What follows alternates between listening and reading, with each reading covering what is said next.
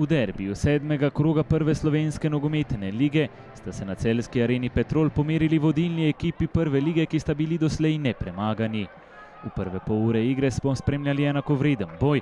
Najprej so zapretili Celjani, po podaji Močiča je Ivanović že premagal vratarja Handanovića, a je žoga zletela mimo leve vratnice.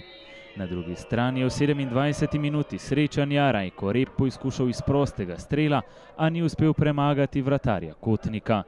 Potem pa je rezervna ekipa Maribora, ki je imela kar 8 novincev v prvi postavi v primerjavi s srečanjem z zagrebškim Dinamom, povedla z 1:0.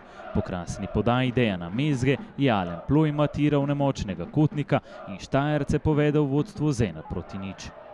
Vijoličasti so po vodilnem zadetku prevzeli pobudo in si nanizali nekaj lepih priložnosti, a do konca prvega polčasa ne eni ne drugi niso bili nevarni. Videli ste poizkus, ko je Ploj iztržil zgolj kot, na drugi strani pa je poizkušal Močič. Zadnjo akcijo v prvem polčasu so izpeljali gostje, a je Komazec po podaji Trajkovskega meril mimo vrat. V drugem polčasu pa izjemen začetek.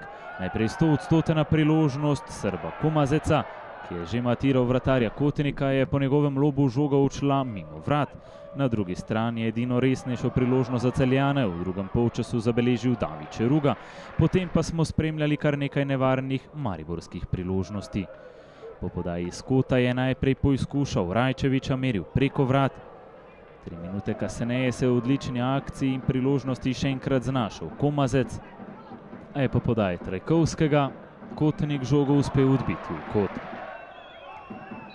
V 72. minuti srečanja je sicer izjemno razpoloženi, a nenatančni Komazec poizkušal še iz prostega strela, a bil tudi tokrat nenatančen. No, minuto kasneje pa je bil veliko bolj natančen rezervist Matic Črnic, ki je izkoristil asistenco Alena Ploja in zapečatil celjsko usodo ter grofom zadal prvi poraz v letošnji sezoni. Do konca srečanja smo videli še nekaj priložnosti na eni in drugi strani. Edini poizkus so Celjani zabeležili po strelu Bilalija. Na drugi strani pa se je v priložnosti še enkrat znašel Komazec, a zgrešil prazna vrata, se je pa v vsakem primeru znašel v nedovoljenem položaju. Zadnjo priložnost na srečanju pa beležimo v 89. minuti srečanja, ko je Komazec lepo prepustil žogostrelcu drugega zadetka Maticu Črnicu, ki je streljal preko vrat, in ostalo je pri zmagi Maribora z 0:2, kar je lepa popotnica pred povratno tekmo play-offa Lige prvakov.